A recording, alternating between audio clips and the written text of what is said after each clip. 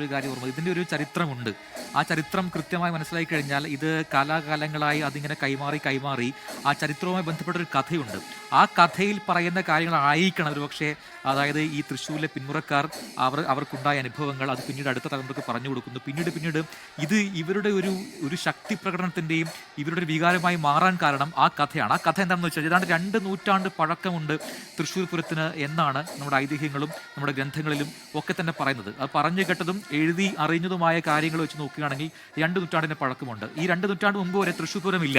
അന്ന് ഈ ആറാട്ടുപുഴ എന്ന് പറഞ്ഞ സ്ഥലം, അത് ഈ തൃശ്ശൂരിൽ നിന്ന് ഒരു 10-12 കിലോമീറ്റർ അകലെയുള്ള ഒരു സ്ഥലമാണ് ആറാട്ടുപുഴ. അവിടെ നടക്കുന്നൊരു ദേവമേള എന്നൊരു സമ്പ്രദായമുണ്ട്. അത് കാണാനായിട്ട് എല്ലായിടങ്ങളിൽ നിന്നുള്ള ആൾക്കാർ പോകും. അപ്പോൾ ഈ തൃശ്ശൂരിൽ നിന്നുള്ള ആൾക്കാരും ഒക്കെ പോകും. ഈ 12 കിലോമീറ്റർ താണ്ടുക എന്ന് പറഞ്ഞാൽ നടന്നു പോകുന്നു. അന്ന് അത്രയേ ഉള്ളൂ, സൗകര്യങ്ങൾ കുറവാണ്. അതെ, നടന്നു പോകുന്നു. അന്നും ഈ സമയത്ത് ഈ പറയുന്നത് പോലെ തൃശ്ശൂർക്കാരുടേതായ ഒരു പങ്കാളിത്തത്തിന്റെ ഭാഗമായിട്ട് അവരൊരു എഴുന്നള്ളിപ്പുണ്ട്. അവിടെ അവരുടെ ദേവനെയും കൊണ്ടാണ് അവർ പോവുക. ആനപ്പുറത്തേറിയൊരു ദേവനെയും കൊണ്ടാണ് അവരിങ്ങനെ പോവുക. നമ്മളിപ്പോൾ ഈ കാണുന്ന കോലങ്ങൾ പോലെ അന്നുണ്ടായിരുന്നു. ദേവമേള എന്നാണ് അതിന് പറയുക. ആറാട്ടുപുഴയിൽ നടക്കുന്ന ദേവമേള അത് ഓരോ വർഷവും നടക്കുന്നതാണ്. അതിന് തൃശ്ശൂരുകാരും പോകാറുണ്ടായിരുന്നു. അങ്ങനെ ഒരു തവണ പോയപ്പോൾ, അതായത് 2 നൂറ്റാണ്ട് മുമ്പ് നടന്ന സംഭവമാണ്. അത് അങ്ങനെയാണ് എഴുതപ്പെട്ടിരിക്കുന്നത്.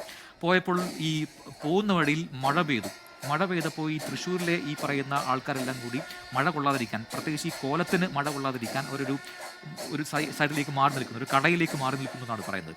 ആ സമയത്ത് അത് ഈ പണ്ടത്തെ കാലത്ത് അയിത്തമൊക്കെ ഉള്ളൊരു കാലഘട്ടമാണ്. അവർ മാറിയുന്ന ആ ഇടം അയിത്തമുള്ള ഒരാളുടെ സ്ഥലമായിരുന്നു. അതുകൊണ്ട് ആറാട്ടുപുഴക്കാർ പറയുന്നു, ഇനി ഇങ്ങോട്ട് നിങ്ങൾ വരണ്ട, നിങ്ങൾക്ക് അയിത്തമുണ്ട്, അതുകൊണ്ട് നിങ്ങൾക്ക് ഈ ദേവമേളയിൽ പങ്കെടുക്കാൻ കഴിയില്ല എന്ന് പറയുന്നു.